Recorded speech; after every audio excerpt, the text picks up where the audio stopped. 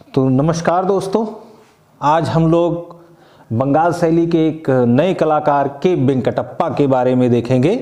के वेंकटप्पा जो बंगाल शैली के कलाकार हैं और आधुनिक कलाकार हैं। कहने का मतलब ये है कि जितने भी बंगाल शैली के कलाकार हैं वो सब किस में आएंगे, जो है आधुनिक कलाकार की श्रेणी में। तो एग्जाम में अगर आ जाएगा बंगाल शैली के कलाकार, तो सबसे पहले बंगाल शैली के कलाकार को जान लीजिएगा। तो जितने हम लोग पढ़ रहे हैं वो सब बंगाल शैली के कलाकार हैं। तो वो सब अगर आधुनिक कलाकार लिखा रहेगा विकल्प में, तो वो आधुनिक कलाकार की ही श्रेणी में हम लोग उसको टिक करेंगे। कौन से कलाकारों को? बंगाल शैली के कलाकारों को। तो ये एक प्रश्न तो यहाँ से आता ही आता है, तो ये दिमाग में बनाए रखिएगा। तो फिर से वही पुराना प्रक्रम, जन्म, शिक्षा, शिक्षण, गुरु, ये देख लेते हैं। तो जन्म इनका 1887 में मैसूर के कर्नाटक। अच्छा, मैसूर के कर्नाटक का मतलब क्या समझे कि मैसूर ही कर्नाटक है। ये भ्रम मत करिएगा, कभी कभी इस पे थोड़ा सा 1 मिनट टाइम लेंगे आपसे। देखिए, कभी मैसूर और मद्रास ये दो आ जाए तो उसमें दिमाग में कन्फ्यूजन न करिएगा। ये मैसूर एक रियासत हुआ करती थी जब देश हमारा आज़ाद नहीं हुआ था। तो जब राज्यों का पुनर्गठन हुआ था, तो उस पुनर्गठन के दौरान क्योंकि रियासतों का एकीकरण हुआ, राज्य बने। तो राज्य जब बनने के क्रम में पहले मैसूर जो राज्य था, मैसूर रियासत थी, उसको बाद में इस मैसूर का नाम बदला गया। 1973 में इसका नाम बदल के कर्नाटक कर दिया गया। ठीक, तो ये याद रखे रहेगा, वही चाहे मैसूर कहिए चाहे कर्नाटक कहिए। तो इस मैसूर में इनका जन्म हुआ था 1887 में और मृत्यु 1965 में। तो जन्म ज़्यादा इम्पॉर्टेंट है, जन्म को ध्यान रखे रहिएगा, मृत्यु से इनके कोई ज़्यादा लेना देना नहीं है। ठीक, तो 1887 आ गया। 1887 में यामिनी रंजन राय का भी जन्म होता है। आगे पढ़ेंगे तो यामिनी राय का भी जन्म 1887 में होता है। ठीक, अब देख लेते हैं वंशज के बारे में देखेंगे। तो इनके वंशज मैसूर के दरबारी चित्रकार थे। किनके? इनके वंशज के वेंकटप्पा के, यानी दादा बाबा। याद होगा कि हमने जब अब्दुल रहमान चुगताई का पढ़ा था तो वहाँ भी उनके वंशज आए थे। तो उनके वंशज यानी उनके दादा परदादा कौन थे? ईरानी यानी मुगलिया दरबार में वो जो है कलाकार थे, वास्तुकार थे। ठीक, और इनके भी वंशज के वेंकटप्पा के वंशज तो भी दरबारी चित्रकार थे, लेकिन किनके? ये मैसूर रियासत के। जहाँ पर आप पढ़े होंगे हिस्ट्री में टीपू सुल्तान, जहाँ पे आप पढ़े होंगे जब हरिहर और बुक्का ने एक नए साम्राज्य की स्थापना की थी, विजयनगर साम्राज्य की, तो वहीं के दरबार में ये क्या थे? इनके वंशज चित्रकार थे। अच्छा, कभी कभी एग्जाम में कोर्ट पेंटर दे देगा, तो ये थोड़ा सा दिमाग में बनाए रहिएगा। कोर्ट पेंटर मतलब वही दरबारी चित्रकार। जैसे नहीं पढ़ते हम लोग हाई कोर्ट, सुप्रीम कोर्ट, उच्च दरबार, उच्चतम दरबार, तो न्याय का होता है वो। तो ऐसे ही दरबारी चित्रकार को हम क्या कहेंगे? Court painter. तो एग्जाम में आ सकता है कि बंगाल शैली के किस कलाकार के वंशज कोर्ट पेंटर थे, ऐसे दे दिया। तो उसमें अब तो बनेंगे दोनों। अब्दुल रहमान चुगताई के भी वंशज कोर्ट पेंटर थे, वो ईरानी वंशज के थे, और इनके भी वंशज तो ये मैसूर रियासत के कोर्ट पेंटर थे। तो दोनों में से तो दोनों देगा नहीं, कोई एक देगा। लेकिन ये जाने रहिए कि 2 लोगों के वंशज कोर्ट पेंटर थे। किनके किनके? एक तो के वेंकटप्पा हैं यहाँ, और वहाँ अब्दुल रहमान चुगताई हैं, वो भी बंगाल शैली के कलाकार हैं। ठीक ना, तो ये हमारा क्लियर हुआ ना। अब देखिए इनकी प्रसिद्धि किस किस रूप में प्रसिद्धि, मतलब कि विशेषताएं क्या थी। अब कोई एक कलाकार है, कई विशेषताओं, जैसे आपने देवी प्रसाद राय चौधरी को देखा था, वो चित्रकार भी थे, मूर्तिकार भी थे, नाविक भी थे, शिकारी भी थे, पहलवान भी थे, कुश्तीबाज भी थे, बांसुरी वादक भी थे। यानी तमाम तरह की उनकी योग्यताएं थी, विशेषताएं थी, प्रसिद्धि थी किसी भी रूप में। तो इसमें कोई जानना नहीं, कलाकार की अपनी एक विशेषता है, क्वालिटी है। तो इनकी क्या क्वालिटी थी? तो ये चित्रकार भी थे, मूर्तिकार भी थे, बीड़ा वादक भी थे। अच्छा, अब यहाँ पर आप ध्यान दीजिएगा। देखिए एग्जाम के पॉइंट व्यू से हम लोग पढ़ रहे हैं ना, कहीं कंफ्यूजन ना हो, तो ये चीज़ जानिएगा आप। देवी प्रसाद राय भी चित्रकार मूर्तिकार भी थे, ये भी चित्रकार और मूर्तिकार भी हैं। साथ ही साथ देवी प्रसाद राय बांसुरी वादक थे, और हमारे के वेंकटप्पा क्या हैं? बीड़ा वादक है। तो 2 कॉमन हो गया था, वो भी चित्रकार मूर्तिकार और ये भी चित्रकार मूर्तिकार। लेकिन देवी प्रसाद राय प्रसिद्धि क्या थी? मूर्तिकार के रूप में, और के वेंकटप्पा की प्रसिद्धि किस रूप में है? चित्रकार के रूप में। तो एग्जाम में आएगा कि के वेंकटप्पा हैं चित्रकार, मूर्तिकार, बीड़ा वादक, या इनमें से सभी। तब तो विकल्प हो जाएगा इनमें से सभी। लेकिन अगर कोई एक स्पेसिफिक विशिष्टता करके पूछा जाएगा तो ये हम क्या कहेंगे, ये चित्रकार ही हैं। ठीक, अब यहाँ पर एक चीज़ और हम देख लेते हैं कि थोड़ा सा ध्यान दीजिएगा। अब यहाँ पर हम थोड़ा ब्रेक लेते हैं। ब्रेक किस लिए लेते हैं कि जब बीड़ा वादक आ जाए तो यहाँ बहुत कन्फ्यूजन वाला एक क्रिएट हो जाता है। पॉइंट कैसे क्रिएट होगा, देखिए, एक तो बीड़ा वादक है, तो बीड़ा वादक से तो पहला एक चीज़ ये जोड़ लीजिए कि बीड़ा वादक तो है ही है, ये बीड़ा बजाते हैं, और इन्होंने के वेंकटप्पा ने ही बीड़ा से संबंधित 2 चित्र तो यहीं लर्न कर लीजिए, ये वेरी वेरी इंपॉर्टेंट है। एक तो इनका चित्र है बीड़ा की मतवाली, तो जाहिर सी बात है बीड़ा बजाएंगे तो लोग बीड़ा बजाते, इंस्ट्रूमेंट कोई भी बजाएगा तो मतवाला हो जाता है कि नहीं, मतवाला हो जाता है। तो बीड़ा की ये मतवाली इनका एक चित्र है। और एक चित्र इनका है बीड़ा से सन्यास। अब कुछ दिन बजाए होंगे तो मन क्या हो गया, खिन्न हो गया, मन ऊब गया होगा, तो इन्होंने बीड़ा से क्या ले लिया, सन्यास ले लिया समझने के लिए। तो कुछ समय ये बीड़ा के मतवाले रहे और जब मन ऊब गया तो उन्होंने उससे सन्यास ले लिया। सन्यास का मतलब छोड़ देना, तो इन्होंने बीड़ा को क्या किया, छोड़ दिया। तो इसका अर्थ हम लगा लेंगे बीड़ा से सन्यास। तो 2 चित्र यहाँ से निकल आ गया। अच्छा, बीड़ा वादक आप देखिए कौन रहा है, कभी कभी आया है एग्जाम में। तो बीड़ा वादक अगर मुगल वंश में चलेंगे तो वहाँ आप देखेंगे 2 शासक ऐसे रहे हैं जो इंस्ट्रूमेंट बजाते थे। एक अकबर नगाड़ा बजाता था, क्या बजाता था, नगाड़ा बजाता था।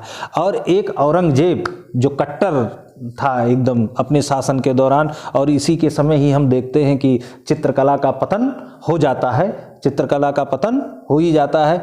तो ये औरंगजेब क्या होते हैं कि बीड़ा वादक थे, क्या थे, बीड़ा वादक थे औरंगजेब, और अकबर क्या था, नगाड़ा बजाता था। तो ये ध्यान रखिएगा। तो ये वहाँ के 2 शासक को ले लिए। और यहाँ पर आप देखेंगे हमारे बंगाल शैली में तो सुधीर रंजन खासगीर बांसुरी वादक थे, और अभी जब पढ़ेंगे सुधीर रंजन खासगीर। और बंगाल शैली के कलाकारों में आप देखेंगे देवी प्रसाद राय चौधरी, वो भी बांसुरी वादक थे। अभी आगे चलेंगे तो मंजीत बाबा भी बांसुरी वादक थे। तो ये चीज़ें ध्यान में रखे रहिएगा, इसलिए बार बार इसको रिपीट कर दे रहा हूँ कि दिमाग में बना रहेगा। और एक चित्र है बीड़ा वादनी, बहुत इंपॉर्टेंट है। ये बीड़ा वादनी जो चित्र है नंदलाल बोस की है, किसकी है, नंदलाल बोस की है बीड़ा वादनी। तो ये आपका क्लियर रहेगा कि इससे अब एग्जाम में आ जाएगा तो कन्फ्यूजन नहीं होगा। तो ये दिमाग में बना लीजिएगा, बीड़ा की मतवाली और बीड़ा से सन्यास इनका चित्र है, किनका, के वेंकटप्पा का। और बीड़ा वादनी जो चित्र है वो नंदलाल बोस का है। और बीड़ा वादक तो है ही हैं, के वेंकटप्पा बीड़ा बजाते हैं। उसके बाद औरंगजेब भी बीड़ा बजाता था, अकबर नगाड़ा बजाता था। तो ये चीज़ बनाए रहिएगा। देखिए यूजीसी 2021 के एग्जाम में जानते हैं क्या पूछा था, अच्छा एक सितार वादक, बांसुरी वादक, बीणा वादक, इनके चित्र भी हैं, इंस्ट्रूमेंट भी है। तो बहुत कन्फ्यूजन लोगों, देखिए यूजीसी 2021 में प्रश्न पूछा था बांसुरी वादक का जो मूर्त शिल्प है ये किसने बनाया था, ये किसकी कृत है।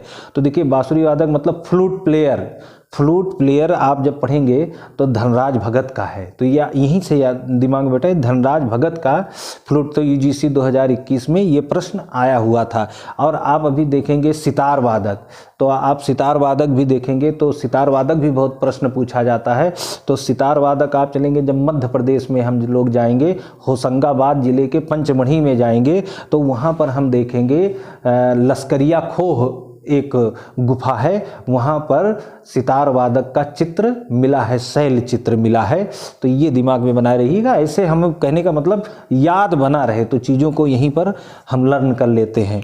और अब हम देख लेते हैं कि इन्होंने शिक्षा कहाँ पाई। तो प्रारंभिक शिक्षा नहीं, इनसे बहुत ज़्यादा इतना ज़्यादा डीप में नहीं जाएगा। तो इनसे हम देख लेते हैं इन्होंने शिक्षा कहाँ प्राप्त की।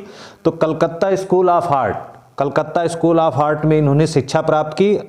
क्योंकि ये बंगाल शैली के कलाकार हैं तो जितने भी बंगाल शैली के कलाकार हैं वो कहाँ पे, कलकत्ता स्कूल ऑफ आर्ट या शांति निकेतन में शिक्षा प्राप्त करेंगे। तो ये के वेंकटप्पा ने जो शिक्षा प्राप्त की थी वो कलकत्ता स्कूल ऑफ आर्ट में इन्होंने शिक्षा प्राप्त की थी। अब इनके गुरु देख लेते हैं। तो इनके गुरु अवनींद्र नाथ टैगोर, या शॉर्ट फॉर्म में अवनी बाबू यहाँ लिखे हैं। तो ये ध्यान रखिएगा, अवनी बाबू भी या अवनींद्र नाथ टैगोर भी, तो इनका ये शॉर्ट फॉर्म है। तो इनके गुरु क्या है, अवनींद्र नाथ टैगोर, और कौन है, पर्सी ब्राउन है। तो पर्सी ब्राउन भी याद रखे रहिएगा। अगर विकल्प में एग्जाम में 2 करके दे देगा कि के वेंकटप्पा के गुरु हैं तो के वेंकटप्पा के गुरु हैं। अगर उसमें दे दिया अवनींद्रनाथ टैगोर, पर्सी ब्राउन और फिर नीचे लिख दिया ये और बी दोनों, तब तो दोनों होगा, दोनों सही है। इस उद्देश्य से इनको भी याद रखे रहना है। अगर एक करके देगा कि अवनींद्रनाथ टैगोर, पर्सी ब्राउन, ये बी सी डी ऐसे 4 और कोई एक करना होगा, तब प्राथमिकता हम किसको देंगे? अवनींद्रनाथ ठाकुर को देंगे।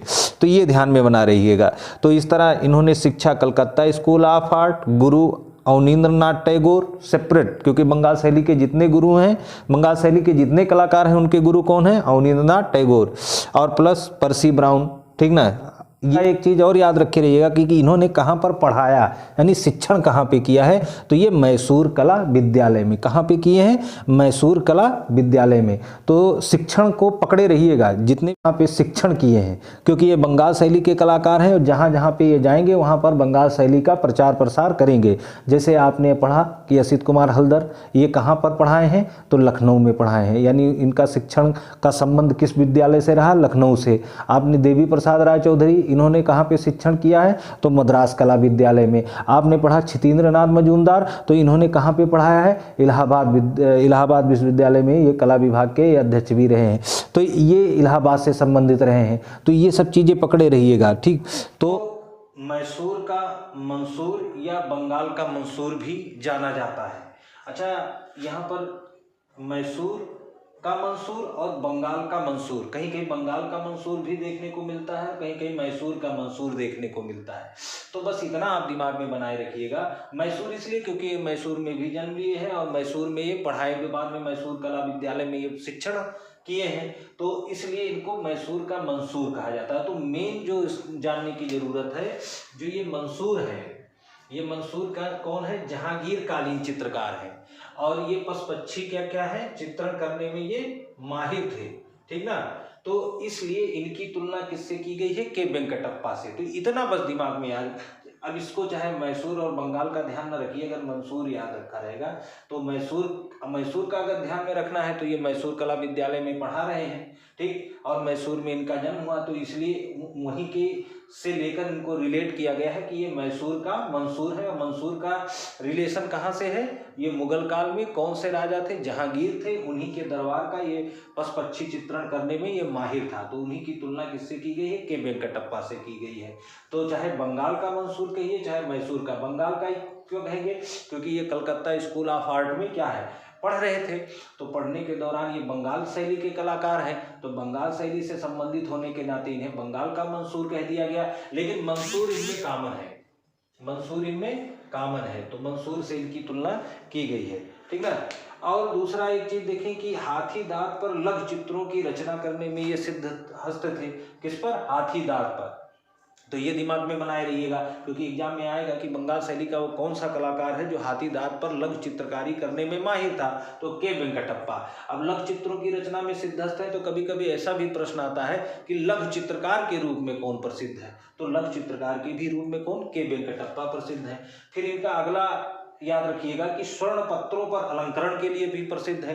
प्रश्न आता है बंगाल शैली का कौन सा कलाकार है कि स्वर्ण पत्रों पर अलंकरण के लिए प्रसिद्ध है? तो वो कौन होंगे? के वेंकटप्पा होंगे, ठीक। और साथ ही साथ के वेंकटप्पा ने अजंता के भित्ति चित्रों की अनुकृति भी बनाई थी। ये पिछली वीडियो में हम पढ़ा चुके हैं, ठीक ना। तो यहाँ भी देख लेते हैं, एक बार रिवीजन कर लेते हैं। क्या रिवीजन करेंगे देखते हैं।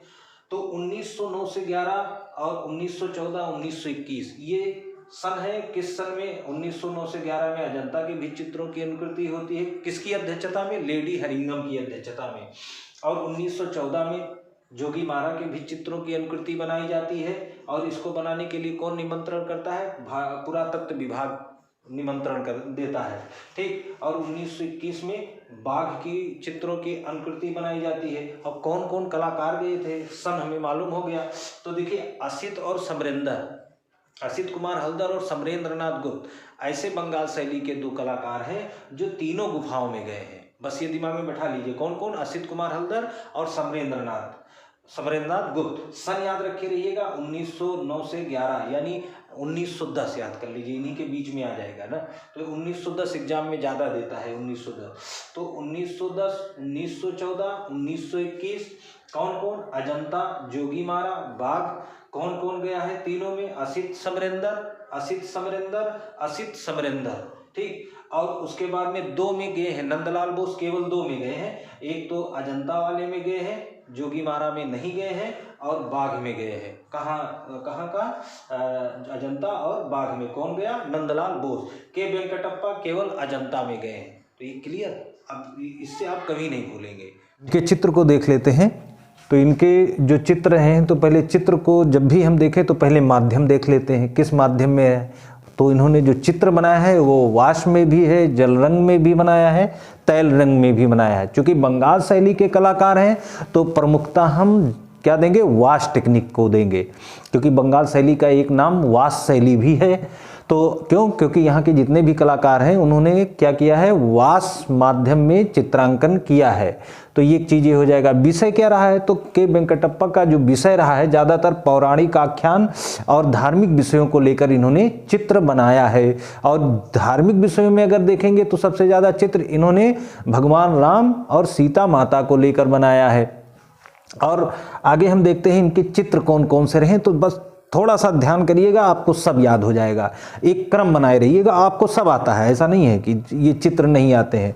अब कैसे हम इनको दिमाग में बनाए रहेंगे? बस एक क्रम बनाए रखिएगा। देखिए, भगवान राम का विवाह होता है, ये तो जाहिर सी बात है, सब लोग जानते हैं। अब राम का विवाह होता है तो उनका वनवास भी हो जाता है, ठीक, 14 वर्ष का वनवास होता ही होता है। तो विवाह के बाद उनका क्या हो जाता है? वनवास हो जाता है। तो एक चित्र विवाह, राम का विवाह और राम का वनवास, एक चित्र, 2 चित्र ये हो गए। अब वनवास होता है तो जंगल जाते हैं। तो जंगल में क्या होता है? वहाँ एक सोने का मृग माँ सीता को दिखता है। तो इस चित्र को लेकर, इसको लेकर, इस प्रकरण को लेकर के वेंकटप्पा ने सीता व स्वर्ण मृग दिखा। और वो जो मृग आया था वो कौन था? वो रावण ने भेजा था, उनका मामा मारीच था। रावण का मामा का नाम क्या था? मारीच था। तो वो सोने का मृग बन के सीता को आया था, क्योंकि रावण को सीता माता का हरण करना था। तो इस क्रम में सीता व स्वर्ण मृग बनाई, और इस स्वर्ण मृग को माँ सीता कहती है भगवान राम से कि इसे हम पकड़ के लेकर आओ। तो इस क्रम में भगवान राम जाते हैं उनको पकड़ने और उस पर तीर चलाते हैं, तो उसकी क्या हो जाती? मृत्यु हो जाती है। तो एक चित्र बना दिया कि वेंकटप्पा ने इसको लेकर, डेथ ऑफ मारीच।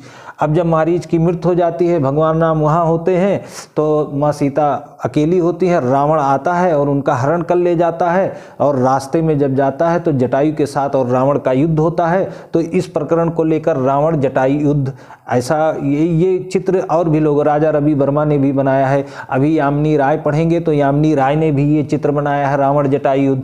तो यहाँ हम देख लेते हैं के वेंकटप्पा ने फिर क्या बना दिया? रावण जटायु युद्ध, उस प्रकरण को लेकर।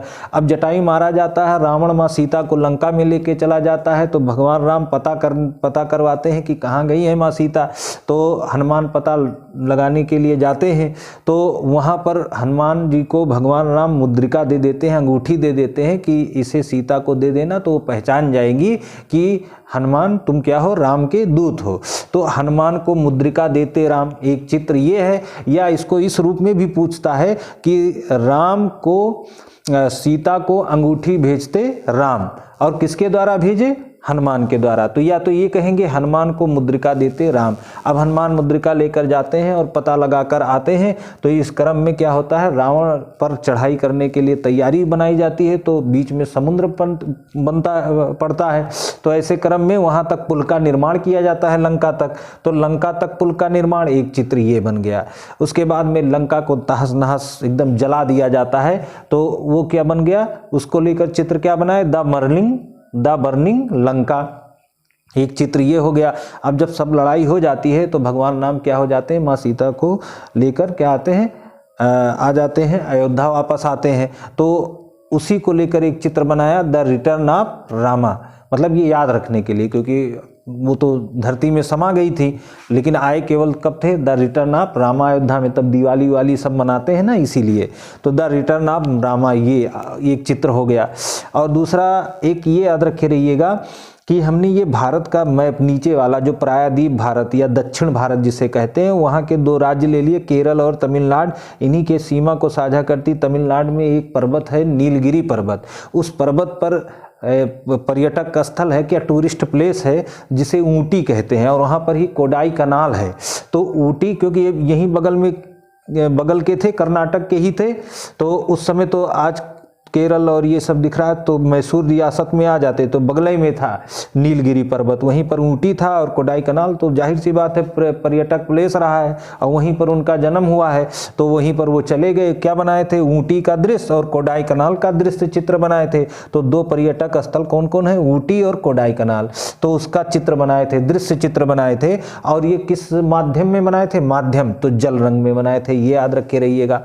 और एक शिव जी का जो चित्र याद रखे रहिएगा, महादेव का, कौन कौन सा है? शिव का तांडव नृत्य बनाए थे। कौन बनाए थे? के वेंकटप्पा ने शिव का तांडव नृत्य बनाया था। हम जब शैलेंद्रनाथ डे का पढ़ रहे थे हम लोग, तो वहाँ पर देख रहे थे कि वहाँ पर शैलेंद्रनाथ डे ने क्या बनाया था? नटराज का तांडव नृत्य। और के वेंकटप्पा ने क्या बनाया है? शिव का तांडव नृत्य, ये चित्र बनाया है। और दूसरा के वेंकटप्पा का क्या चित्र है? महाशिवरात्रि है। तीसरा कौन सा है? अर्धनारीश्वर है। तो ये 3 चित्र भगवान शिव से संबंधित इन्होंने भी बनाए हैं। तो ये इनके चित्र है और इनको आप लर्न कर लीजिए, इससे बाहर कहीं नहीं आएगा। और आप लोगों से एक रिक्वेस्ट भी है कि देखते हैं व्यूअर तो हज़ारों में हैं लेकिन सब्सक्राइबर नहीं है, तो आप लोगों से एक रिक्वेस्ट है कि आप सब्सक्राइब करिए, लाइक शेयर कमेंट भी करिए। और क्या करते हैं, थोड़ा सा जब आप करेंगे और हम जब मोबाइल का स्क्रीन देखेंगे और सब्सक्राइबर बढ़ेंगे ना, तो खूब मोटिवेट हम भी होंगे और अच्छे अच्छे क्वेश्चन सीरीज लेकर आएंगे कि जिससे टीजीटी, पीजीटी, एनबीएस, केबीएस, चाहे यूजीसी, जो कुछ भी हो, सब एकदम बिल्कुल लाइन बाय लाइन सब एकदम बिल्कुल सारे क्वेश्चन को देखते ही एकदम क्या किया जाए, इतना लर्न हो जाए कि क्वेश्चन देखो और सोचने समझने वाला मौका ना रहे। आएगा कहाँ से आएगा? सिलेबस से तो बाहर आएगा ही नहीं। तो हर सिलेबस को पकड़ लेंगे और जो जो इम्पॉर्टेंट होंगे उसको लर्न कर लेंगे, जहाँ समझने वाला है समझ लेंगे। अच्छा समझेंगे तो जो भार है हमारे दिमाग का वो भी हट जाएगा। तो प्लीज़ आप लोग थोड़ा सा सब्सक्राइब का रेशियो बढ़ाइए तो मज़ा आ जाए, क्योंकि यूट्यूब का जो मानक है हम भी सोच रहे हैं उसको पूरा कर लें। तो आपसे ये रिक्वेस्ट है कि जो भी देखें, अगर कला के विद्यार्थी हैं आप, तो आप देखिए, आप पढ़िए और आप पढ़ के देखिए कि अगर आपको समझ में आ रहा तब सब्सक्राइब करिए। ऐसा नहीं कि किसी उस बेस से कह रहे हैं, बस एक मानक है उसको हम क्रॉस करना चाहते हैं। तो आपसे एक रिक्वेस्ट है कि आप सब्सक्राइब वाला रेशियो बढ़ाइए।